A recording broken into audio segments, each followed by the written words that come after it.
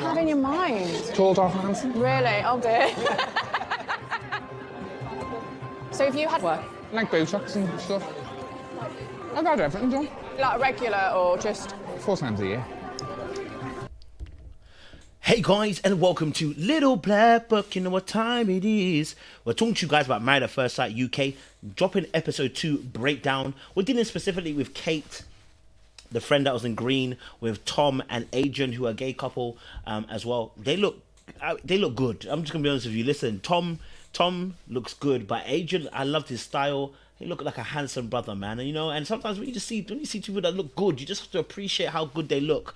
But you know, in all honesty, besides just the aesthetics of what they bring to the table, Tom has got a little bit of an attitude that, you know, may need a little bit of handling, you know, as well. And Adrian's got a bit more of a quiet disposition, and I can see why Kate thought that you know, Adrian would need somebody a bit more down to earth in terms of maybe a bit more calmer for him. I can understand that because, you know, looking at Adrian ourselves, I think Adrian's got a bit more of a softer kind of disposition and the way that he goes about things. But this could be a really, really great couple or a really, really bad couple, right? But I want to break down this particular important scene because Kate, the friend of Tom, is literally an embodiment Kate, the friend of Adrian, is literally going to be the embodiment of what Tom is probably going to end up doing to Adrian. The very thing he's complaining about Adrian's friend doing, the boisterousness of Tom, I believe, will do the exact same thing to Adrian, and Adrian needs to learn how to put up boundaries.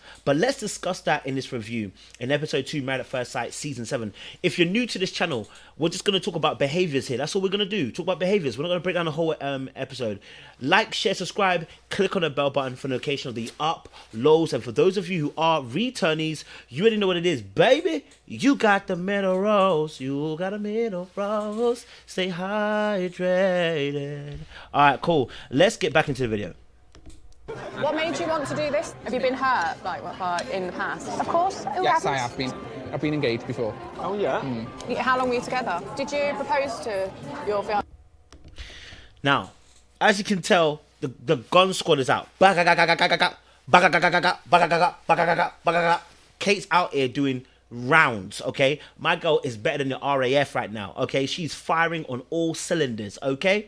All right? She's a military personnel right now on a wedding date, on a wedding table. Now, this is a really good indication in terms of who she is and who Adrian is. Adrian, the guy on the left, that's his best friend. The guy in blonde, that's his best friend. We're gonna know exactly what Adrian's like by the way that he allows Kate to come at Tom. The reason why Adrian allows Kate to come at Tom is because she is the mouthpiece that he never is. She is the mouthpiece he's never been. She is the mouthpiece that he can't be, because he's got a much more quieter set of behaviors about him. He's a bit more reserved in the way that he deals with certain things. I'm not saying that he's not passionate or that he can't, you know, raise his voice if he wants to, but his natural energy doesn't seem to be one of confrontation, and 2, seems like somebody who, you know, would rather be what we call phlegmatic as a temperament. He likes to get along.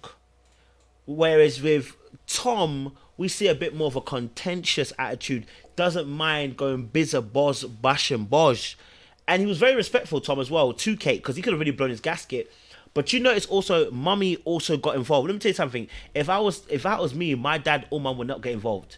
They would expect me to handle it. Not saying it's good or bad, but I think it says a lot about the relationship he has with his mum. Mum, too, is also somebody who is very, like, wants to make sure that her son is, you know, covered. And so she got involved with the conversation with Kate and trying to say, Kate, yeah, who hasn't been hurt? But the question wasn't to you, it's to your son. I'm not saying that, you know, she's bad for that. I'm just saying it gives us a bit more indication about what kind of relationship they have, Adrian and, Tom and his mum here. So you can see Tom and his mum here. It gives us a better indication of what kind of relationship they have, but also as well in terms of how potentially he might handle conflict in the future. Why doesn't Adrian check Kate? Well, because she's asking questions he wish he could ask. She's doing the assertive energy that he wish he did have, so he can ask these questions, so he can get answers himself. Now, maybe not every single question she's asking he would ask, but at least he would have some answers that he would want, right? Like a mutual thing. Do you live in Liverpool Yes, then? I do, What do yeah. you do then? I work with mentally ill men. Do you live on your own or with your mum? Do you work for Channel 4? I'm Tom's mum and I wouldn't dream of asking Adrian any of these questions. It's a lot right now, isn't it? Breaking of boundaries, really, to be honest. You know, Kate's asking a lot of questions back and forth, and you know, actually, to be honest, why is she asking those kind of questions? And I guess, like he said later on in a conversation they have, is Kate has been there when his mum hasn't been there. Okay, I think she's very protective over. Over Adrian, and just wants to see the best for him. But the problem is she's overstepping her mark. Earlier on in the episode, she spoke about, you know, she felt like Tom wasn't going to be the right person for him. Like he wasn't classy, he wasn't down to earth a bit more like him. Like she wanted, like she already had a critique for this gentleman, and he hadn't even really opened up his mouth. And that says a lot too. She's got a very highly critical spirit. Just because you're playing the role of, you know, mother bear or protective individual person, doesn't mean you get to run off everybody. You know, you've got a little bit of power in his life, and it seems like you may be overexerting your power in his life by, you know, talking too much, saying too much. You've become a mama bear, and you're not even a mother to this guy. He's your friend. So she needs to find her way out and leave the brother to fix up and find out for himself. Let's listen to a bit of this as well. Because my mother isn't here, Okay. Katie did feel a responsibility. Fair enough. I respect that. I've come into this wholeheartedly with my heart open. Now, as you heard him say there, Adrian, because he doesn't have a mother figure. Now, how would that impact his relationship? That's really important. Didn't have a mother figure. How would that impact the relationship between himself and Tom? Tom has a mother figure who's very close, very there, you know, right behind him, encouraging. I think even his dad was even there too. Very encouraging parents, it seems like, as well. So him not having a mother there, you know, that can create an orphan spirit. That can create somebody who wants to be loved and cared for, and can and you know, will, in some sense of the word, will look for it in maybe potentially the wrong places. The other aspect also too with that, with the mother figure not really being there, is the feeling of abandonment, the feeling of not feeling special. You know, will Tom's extrovertedness and focus on himself and his vanity of look, will that make will that make Adrian feel some type of way? Right? I keep getting the names mixed up. This is Tom right here. Tom's a big one in front of us right now. Ooh. And Adrian's on the right hand side, right? And Adrian's the one that hasn't got a mother figure. So we're asking the question, will the mother figure not being there play a huge part for the way that Adrian interprets information and interprets arguments? I think the fact that Adrian is so calm in these arguments, rather I would say so passive, it seems like in these arguments, I think what happens is, you know, he doesn't do well with conflict.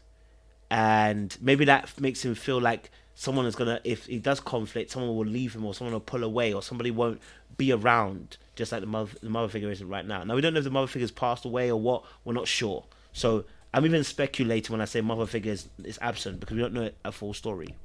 To have a relationship with someone who has got the same vibe going on as me, and I don't know whether you have, because I can't read you. To be perfectly honest, when we were sat down earlier at the table and you said I was expecting tall, dark and handsome, at that... Yeah, that was a little bit rude by Tom. Tom said, obviously, yeah, I was expecting tall, dark and handsome. It was very rude and very insensitive not to realise that your partner was right there when you said that, your newly wedded partner. So just like I said about Katie is a problem, so is Tom. Tom will be a problem because he's unfiltered, just like Katie. The reason why Katie works in Adrian's life is because Kate has a position that she can play, because Adrian isn't as dominant. And Tom is that dominant force in terms of extrovertedness.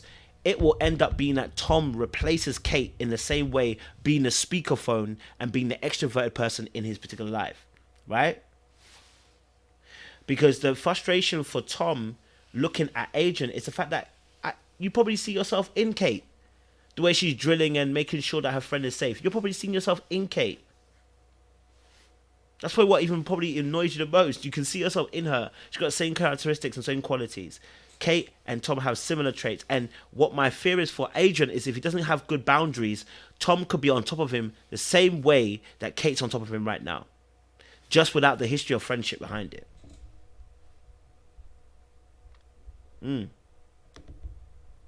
I didn't necessarily want to go, oh, well, you were when I was... I wasn't... All right. There's another little part I want to play. And Casey's just a friend. If Casey carries on, Tom will go mad. You got any brothers or sisters? Or? Yeah, it's a Spanish Inquisition over there with the amount of questions she's asked. All I want to say is, listen, he needs to keep good boundaries. He now needs to initiate boundaries first with Kate. Let Kate know, I'm now married. You don't get to have the say that you usually do. I need you to pipe down and find a corner somewhere. Okay? And then once you do that, you set also Tom straight. Let him know, I'm no walkover. You're not going to about to, do what Kate did to me. Because it's coming. It's coming from Tom. Not that he's bad, but it's coming from Tom, I believe. I think that aspect of wanting the person to be a spokesperson, the one that will outwardly speak, it can either work really, really well or it can go really terribly wrong. But I think Tom is similar to Kate in that respect. But Kate definitely needs to butt out of their business. She's asking way too many questions when she is not the parental figure. And even then, if she was a parental figure, I'd be concerned about...